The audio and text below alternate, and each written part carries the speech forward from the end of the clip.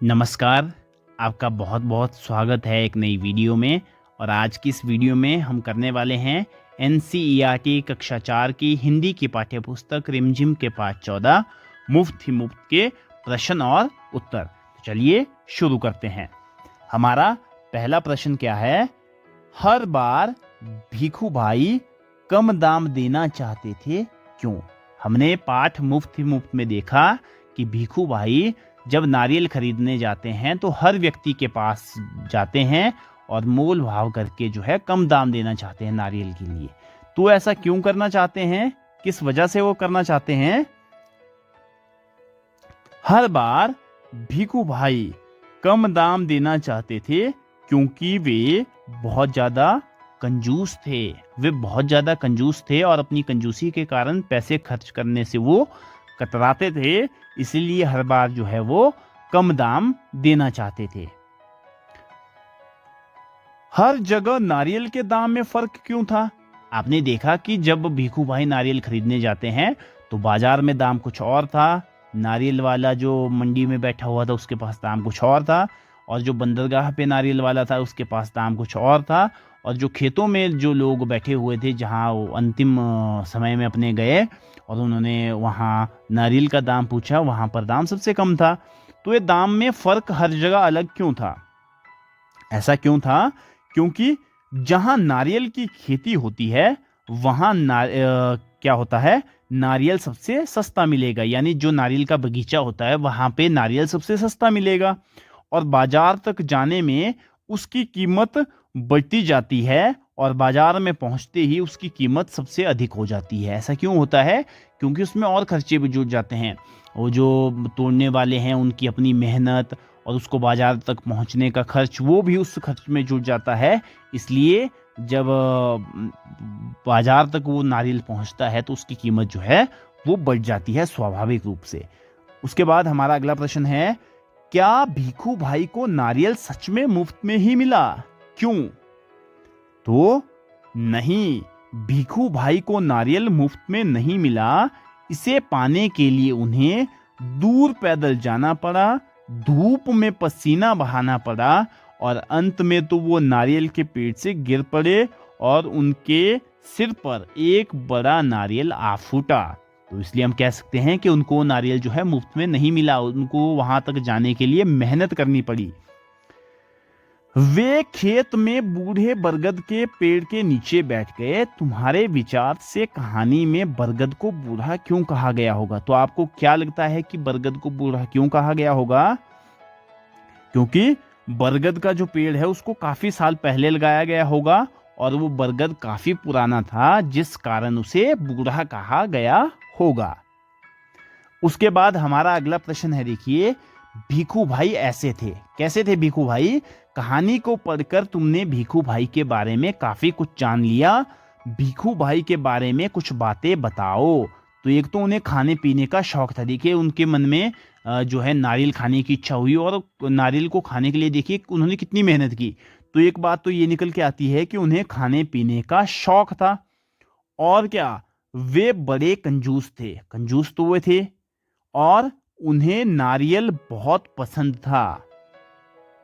वे कम से कम पैसों में नारियल पाना चाहते थे और वे बातें बनाने में भी बड़े होशियार थे, चालाक थे। तो ये जो है कुछ बातें निकलकर सामने आती है भीखू भाई के बारे में। उसके बाद है, क्या बढ़ा क्या घटा? कहानी जैसे जैसे आगे बढ़ती है कुछ चीजें बढ़ती हैं और कुछ चीजें घटती हैं। बताओ इनका क्या हुआ, ये घटे या बढ़े? तो नारियल का दाम पहले ज्यादा था ना, और बाद में कम कम कम होता रहा तो नारियल का दाम जो है वो क्या हुआ, वो घट गया। नारियल का दाम घटा। और भीखू भाई का लालच वो कहानी के साथ आगे बढ़ता रहा। रास्ते की लंबाई वो भी बढ़ती रही और भीखू भाई की थकान, और भीखू भाई भी थकते रहे तो वो भी बढ़ती रही भीखू भाई की थकान। उसके बाद है शब्दों की बात। नाना नानी, पतीली पतीला। ऊपर दिए गए उदाहरणों की मदद से नीचे दी गई जगह में सही शब्द लिखो। तो देखिए ये जो है इन शब्दों के लिंग परिवर्तन किए गए हैं, आपने इनके लिंग बदलने हैं। काका का क्या होगा? काकी। मालिन का माली, मटका मटकी, उसके बाद है दर्जी, दर्जिन, टोकरी, टोकरा, गद्दा, गद्दी। ठीक है। उसके बाद है मंडी में कोलाहल फैला हुआ था, शोर फैला हुआ था, व्यापारियों की ऊंची ऊंची आवाजें गूंज रही थी। मंडी में क्या क्या बिक रहा होगा? तो मंडी में क्या क्या बिक रहा होगा? तो मंडी में आलू, टमाटर, मटर, शिमला मिर्च, बंद गोभी, गाजर, कांदा, प्याज, ये सब्जियां बिक रही होंगी। उसके बाद है मंडी में तरह तरह की आवाजें सुनाई देती हैं, जैसे ताजा टमाटर 20 रुपया, 20 रुपया, 20 रुपया। मंडी में और कैसी कैसी आवाजें सुनाई देती हैं? जब आप मंडी में सब्जी खरीदने के लिए जाती हैं तो जो वहाँ मंडी में लोग होते हैं वो ग्राहकों को अपनी ओर आकर्षित करने के लिए जोर जोर से आवाजें लगाते हैं।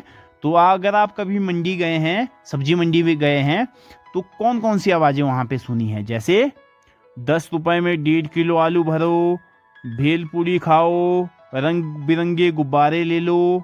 ठीक है, इस तरह की आवाजें, और भी हमें कई तरह की आवाजें जो है सुनाई देती हैं। आप और आवाजें भी इसमें लिख सकते हैं। उसके बाद है, क्या तुम अपने आसपास की ऐसी जगह सोच सकते हो जहां बहुत शोर होता है? उस जगह के बारे में लिखो। तो आप उदाहरण के लिए कि मेरे घर के नजदीक भवन निर्माण कार्य चल रहा है, यानी वहां पे एक नई बिल्डिंग बन रही है और वहां से तरह तरह की कर्कश आवाजें आते रहती है, जैसे कभी ड्रिलिंग की, कभी पत्थर की घिसाई की, कभी ट्रैक्टर की, कभी भारी चीजें उठाते हुए श्रमिकों की जोर जोर से आवाज, जो उसमें काम कर रहे हैं उनकी जोर जोर से आवाजें भी मुझे वहां पर सुनाई देती हैं अपने आसपास की जगह में। हो सकता है किसी बच्चे का घर जो है बस स्टेशन के पास हो, बस के स्टैंड के पास हो, तो वहां पर बसों की आवाज, लोगों की आवाज जो है उनको सुनाई देती हो। तो इस तरह से आप अलग अलग संदर्भ में जो है इस प्रश्न के उत्तर आप दे सकते हैं। उसके बाद गुजरात की झलक। तो ये जो कहानी है मुफ्त ही मुफ्त, ये गुजरात की एक लोक कथा है, गुजरात स्टेट की लोक कथा है। और इस लोक कथा के चित्रों में ऐसी कौन सी बातें हैं जिनसे तुम यह अंदाजा लगा सकते हो? तो कैसे आपको पता चलेगा कि ये जो लोक कथा है वो गुजरात की है? तो देखिए, इस लोक कथा के चित्रों में भीखू भाई का पहनावा दिखाया गया है। आपने देखा कि भीखू भाई का कैसा पहनावा था। तो मंडी में बिक रही चीजें जैसे बटाटा, आलू, कांदा आदि से पता चलता है कि ये कथा गुजराती है, क्योंकि ये शब्द गुजरात से हैं। पुरुष के नाम के साथ भाई और महिला के नाम के साथ बेन लगा हुआ है, जैसे भीखू भाई है ना, लाबू बेन। तो ये जो है पुरुष और महिला के नाम के साथ लगा हुआ है, और ये शब्द भी जो है गुजरात के लोग उपयोग में लाते हैं। तो इससे ये अंदाजा लगाया जा सकता है कि ये गुजरात की एक लोक कथा है। और अंतिम प्रश्न जो है वो क्या है कि गुजरात में किसी का आदर करने के लिए नाम के साथ भाई, बेन जैसे शब्दों का उपयोग होता है। तेलुगु में नाम के आगे गारू और हिंदी में जी जोड़ा जाता है। तुम्हारी कक्षा में भी अलग अलग भाषा बोलने वाले बच्चे होंगे। पता करो और लिखो कि वे अपनी भाषा में किसी को आदर देने के लिए किन किन शब्दों का इस्तेमाल करते हैं। तो अगर आपकी कक्षा में ऐसे बच्चे हैं जो किसी अलग सांस्कृतिक और भाषाई पृष्ठभूमि से आते हैं, तो वो किसी को आदर देने के लिए जो है अलग अलग शब्दों का इस्तेमाल करते होंगे। आप उन दोस्तों से पूछें और इसका उत्तर जो है वो आप स्वयं करें। ठीक है, तो इस तरह से इस पाठ के प्रश्न उत्तर जो है ये यहीं समाप्त होते हैं। उम्मीद करता हूँ आपको वीडियो पसंद आई होगी। वीडियो को देखने के लिए बहुत बहुत धन्यवाद, बहुत बहुत आभार। जय हिंद, जय हिमाचल।